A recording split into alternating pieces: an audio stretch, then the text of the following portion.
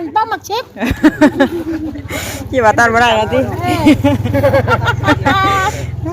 เนาะน่านมักชิดมักชิด มัดยาวเวลาให้หมักสูงดอกดิให้หมักสูงครึ่ง น่านมักชิดได้เฮ้ย น่าน อันนี้อย่าว่าผู้ชายเนาะมันยิ่งกับ ว้า ได้ มัก นี่ ชิดมักชิด ย่อมานี่พี่น้องเลยเปิดภาพเปิดคลิปมามื้อนี้ก็มาเฮ็ดทางเนาะเดินมาเฮ็ดทางเบิกน้ำเพิ่นก่อนกับทักทายสบายดีตอนช่วยๆพบกันอยู่ทางเนาะเบิ่งชโนเบิ่งในเฮ็ดทางใกล้หน้าห้านตัวแล้ว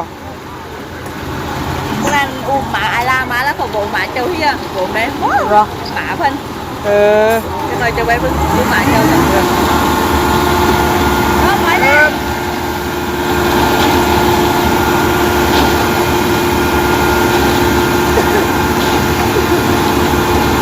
này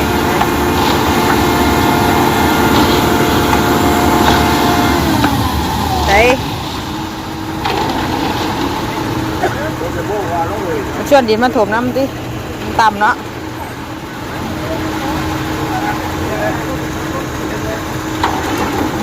nước bán cay đá này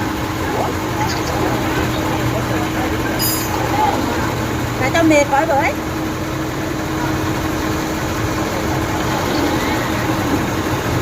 mệt có xe bê tông tới ra có không đấy đấy kìa chị đen đấy chị đen có xe bê tông tới ra ngủ đẹp chứ đấy rồi đó ôi chị đen ơi เป็นหน่วยเป็นคุ้มไปหน่อยเนาะมื้อนี้ถึงหน่วยเฮามาเฮ็ดทางพากันยืนเบิ่งนะเพิ่นยังเอารถลงอันนั้นอยู่ này chuẩn bị thúng cái máng đá này đơn song thang này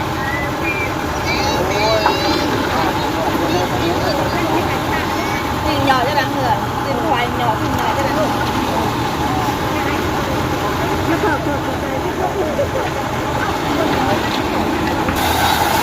này không phải là chết rồi chứ ว่ากันนน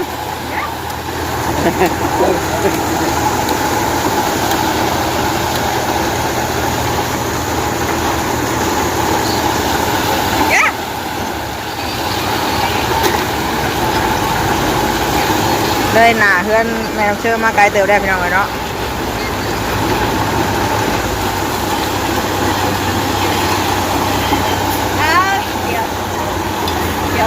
kiểu như tiếng đến tiếng làm đưa được đi ra khỏi bùi nhá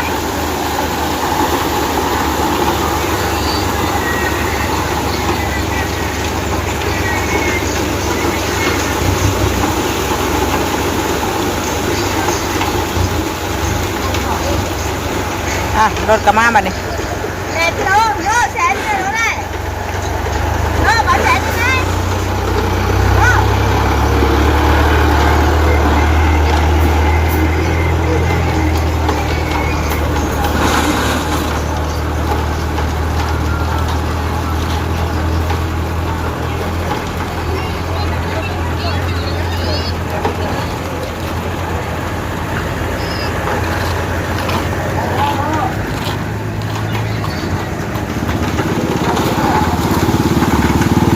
รอบแรกพี่น้องเลยเนาะมา2 รอบให้พวกผู้ชายเพิ่นได้กวาด เอามายืนบนน้ำเพิ่นเชื่อนี่แหละเพราะว่าเพิ่นเห็นหน้า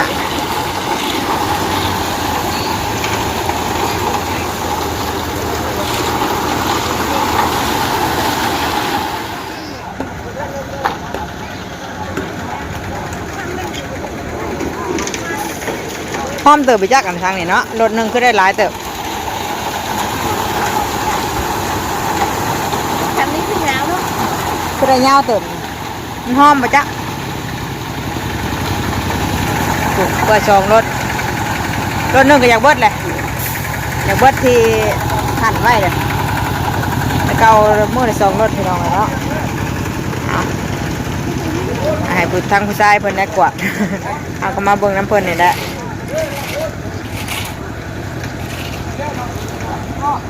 ไปเอาเกือบบูดเกือบนั่นมานี่คนยิงเฮากะมานั่งเบิ่งนั่งนั่นน้ำกันนี่ได้พี่น้องเลย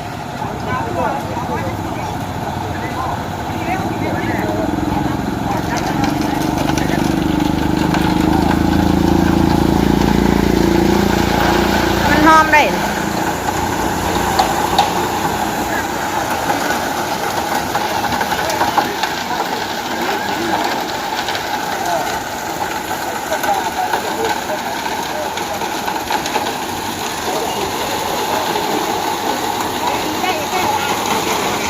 ก็ได้มันต่ำก็เอาดินมาถมอีกเนาะถมให้มันเพียงกันพี่น้องเลยแล้วจะมาเอาปูนมาปูใส่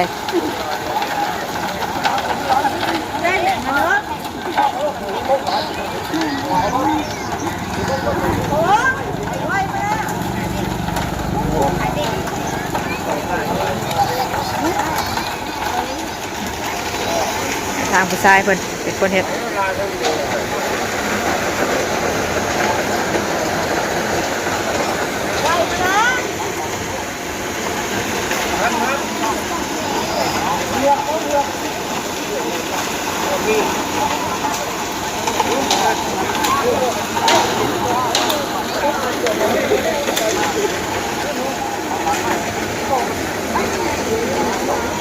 คุณยังว่านี่นึ่งขายกระปูนึ่งขายกระปูได้แฟนเนาะ ถ่ายกระปูกระแป้งเนาะ ขายเลยขายเลย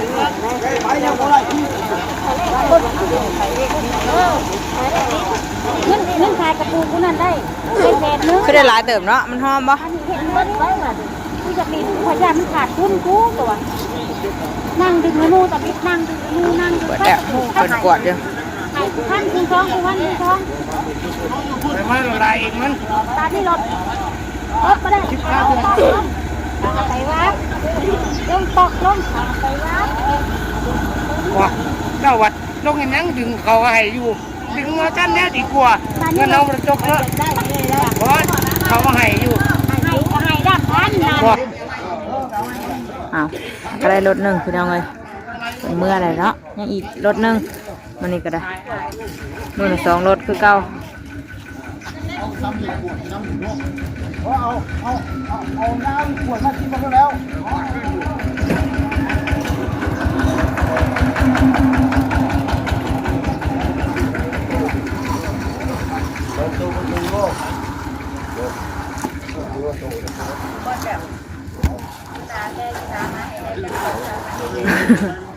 มีโต๊ะนั่งเลยตินั่งอยู่สิแหละ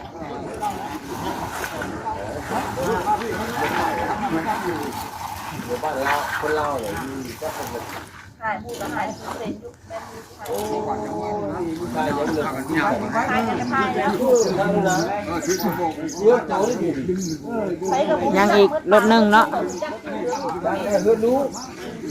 นี่ใครบอกจ้ะ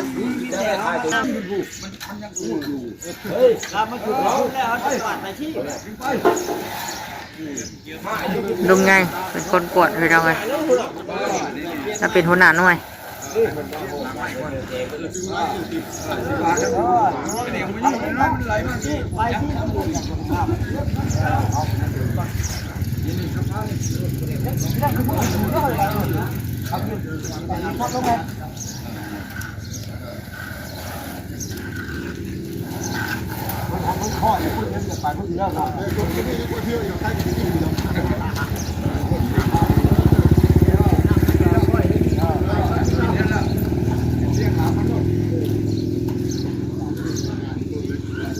เป็นโจได้มีหอมเลย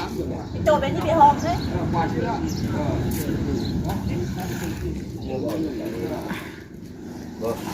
ตอนนี้กี่จักโมงมาก่อน10 โมงพี่น้องเลยเนาะอีกจังหน่อย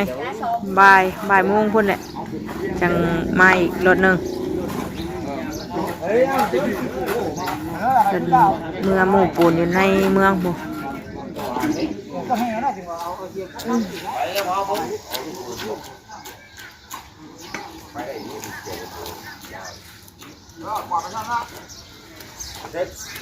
เ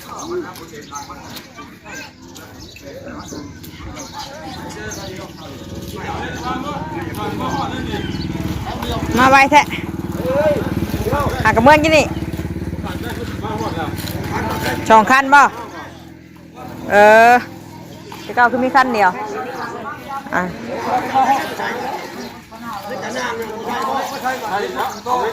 เพิ่นมีสองคันบัดนี้พี่น้องเนาะแต่เก้ามีคันเดียวต้องเมื่อต้องช่วงบ่ายพุ่นบัดนี้มีคนละคัน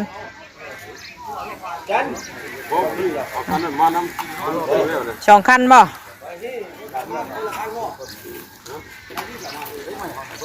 ไปเฮ็ดได้เฮาเนาะจับไปน้ำเพิ่นแล้วเนาะเฮ็ดได้ซะคนเด้แต่เก่ายังมาถาดช่วงบ่ายตินี่มีคันสองคันบ่ไล่หลังมาเลยพอดีได้สั่นเดียวรวดเดียวเลย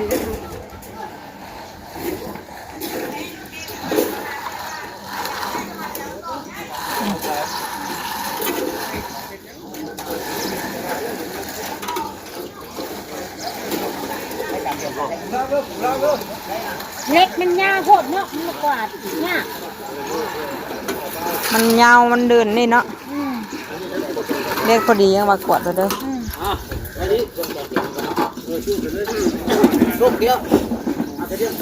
แค่น่ะเพิ่นจับเลยไปเขายืนเบิ่งเพิ่นนี่แหละให้ได้นี่ห้องกลางหัวนั่นน้ำเพิ่นปูไปชี้บ่ไม่ได้ปูไปเงาไปชี้บ่ที่ปูเงาไปเลยนะเนาะช่องที่ปูเงาไปรุ่นนี้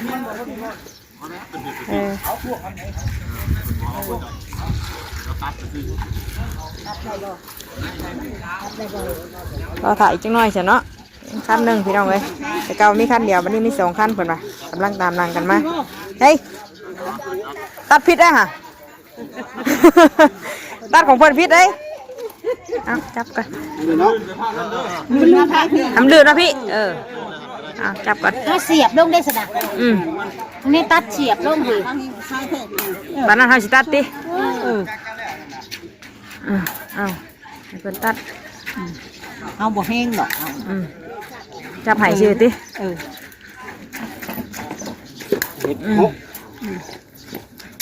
เด็กบ่เนาะเล็กบ่เพิ่มสิขาดดิไม่น้อยก็เด็กกว่าเนาะไปย่อไปอึ๊บเอาไปให้คนจับคุณเอาไปทุนเอาดึงสิไปเป็นยังเนี่ยของเลยมึงเข้า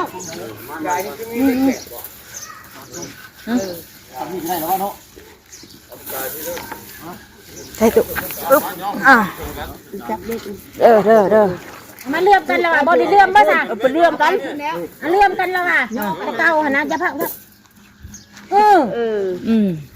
เสียบลงได้ทำได้ขัดนึงเอาแล้วมาตัดออกบันจับเลยตัวเหนี่ยมือได้จำก้นกับมันนะ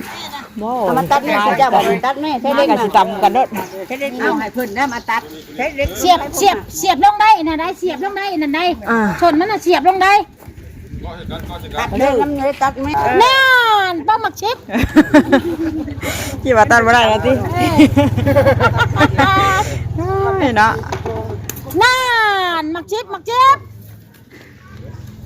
ยาวก็ได้หมักชิมดอกดิหมักชิมเครื่องกันนั่นหมักชิปได้เฮ้ย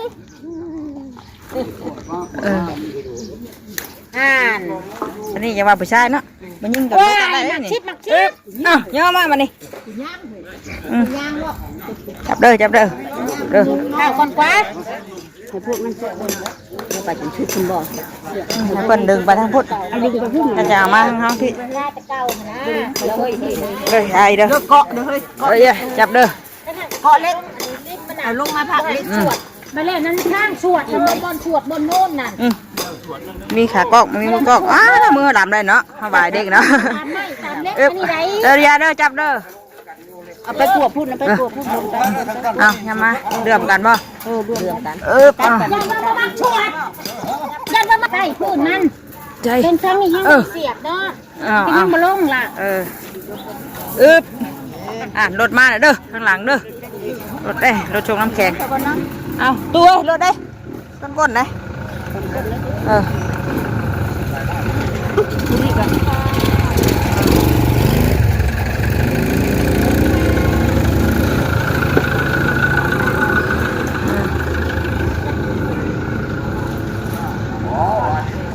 เฮ้ย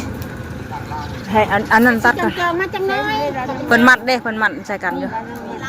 ห้ามไงตุมือน่ะเพิ่นแม่ถ้ากันจับเด็กพี่น้องเอ้ยแม่มือน่ะ เฮ้ยมันจับตัวนี้เฮ้ย เฮ้ย สักทีจะรอมาเลย มาได้บ่ สักทีจะรอมาเล ร ย ถมาได้บ่ สักทีจะรอ ต้ มา อง ลู ตั ก ดขันนี่ต้องตัดขันนี่ พอดีได้บ่ มันสิพอดีเด้ตัดขันนั่นพอดี สักที เด้ จะรอมาเลย เหยียบก็ได้ตัดขันเพียง เรายังงับเด็กอยู่ผู้เอามาพี่บ่เนาะ มันโคตรบอกตัดนี่มันก็สั่นโคตรดี เขาฉันได้เฮ้ยเพื่อนนั่น มันตัวนี้ได้ พี่ได้บ้านเนาะ เสียบเนาะ นี่ได้ เสียบตัวจับตัวนี้แล้ว ตัดพี่ได้ตุ มันจึงจะได้นั่นน่ะตัวนี้ตัดขาบ่ได้ชนตัวนี้มันก็บ่ได้อีกอันนี้มันขาตัดตัวนี้ตัดขาบ่ ไก่ก็ได้บ่ไก่ก็ได้นี่พอดีเขาเสียบที่มัน ตัดมันเนาะ ดันดุนะเหยียบน้ำทางเพราะมันกินทางให้เที่ยว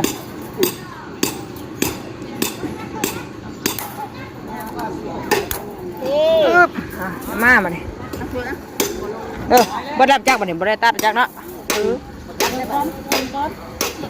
พี่โดดก่อนเด้อพี่โดดก่อนเด้อรถชนก้นแล้วมันนี่เราก็อยากไปคนก็อยากเฮ็ด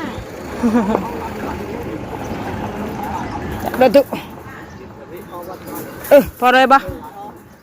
บางเทือเรือ เนาะเดืออยู่หน่อยหนึ่งเนาะ เรือ เดือตุ เรือกับไปเฮ็ดเบ็ดโต๊ะกบ เอาเศษวะเด็กเศษวะ หนูเรียนพี่เรือกับไปเฮ็ดเบ็ดโต๊ะกบ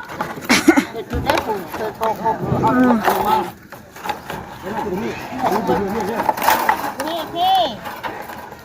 โอเคได้ปุ๊บเรือแน่เฮ้ย เรืออยู่แล้วก็มาต่อใส่กันเนาะ ลงกันขนาดเฮ้ยกลมลงกัน เดี๋ยวเพิ่นต่อใส่กันอีกเอา กลมลงท่าเล็กนะเฮ้ยเท้ากลมลง พี่ตัดพี่เลย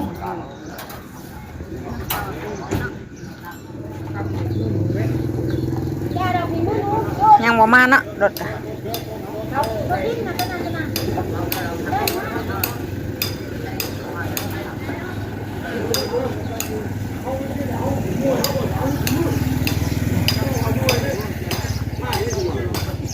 นี่เห็นแล้วพี่น้องเอ้ยเนาะถ่ายรถนึงยังบ่มาอยู่กันมาเด็กมันยังถ่าอยู่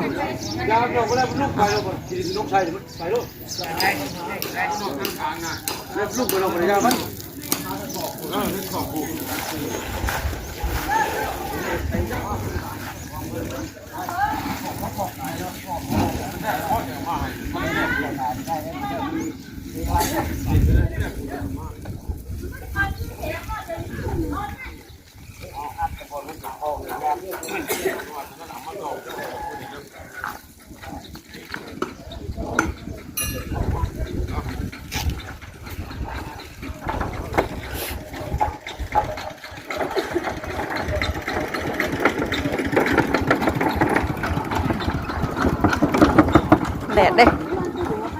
แดดได้ปะเนี่ย มาได้มาเนาะ คิดแค่ผิวนี่บ้านเจ้าฮะ มาใครก่อมา ซิลินได้เหมือนเดิมเลยค่ะ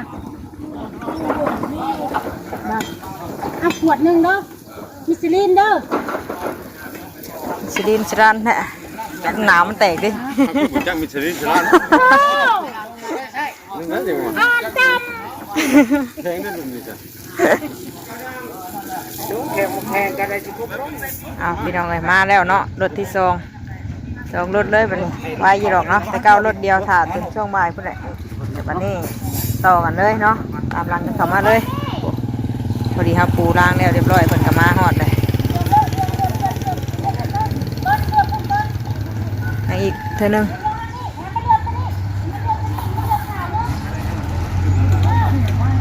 มา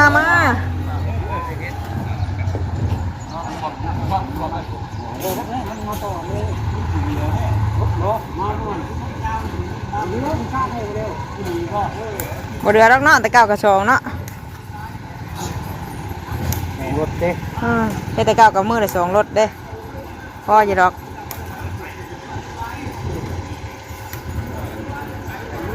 ตอนรถเฮ็ดที่เอามือเห่า10 เมตรก็ยังได้อยู่ได้เนาะ มันหักบ่มีอันนี้มันได้ตุ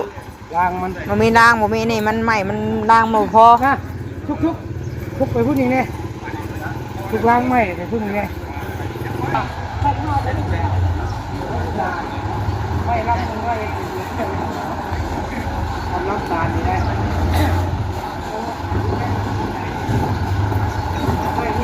มาบัดนี้รถสุดท้ายพี่น้องเอ้ยเนาะ2 รถ 2 ร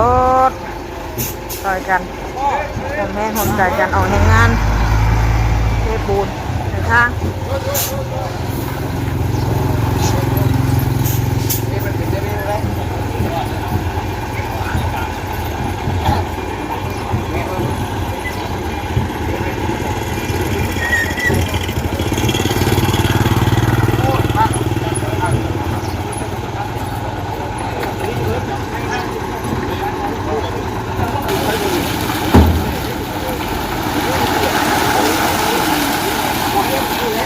บัดนี้รถที่2พี่น้องเอ้ยรถสุดท้ายเนาะ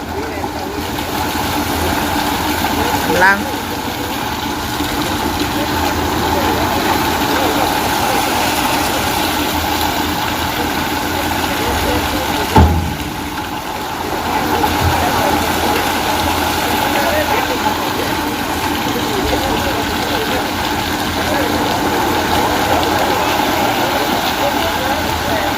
ไปไหนตังถ่ายซ้ายเพิ่นปวด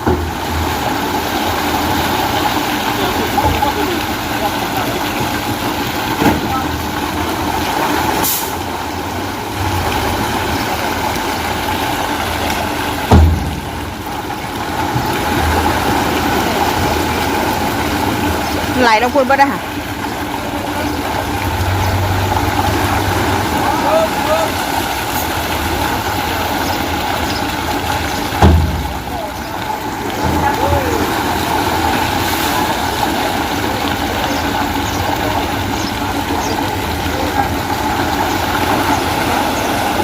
ไหลลง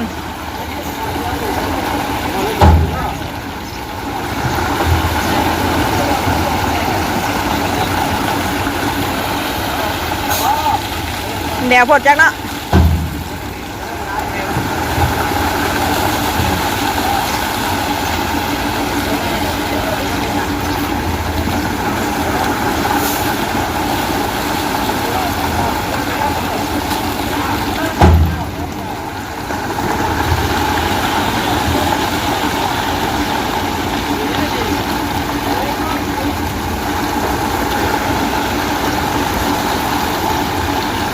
ไปสายพี่น้องเลยเนาะเดี๋ยวคลิปนี้ก็สิจบคลิปไว้ก่อนเนาะนี่ก็คือจะหน่อยสิแล้วแหละเนาะ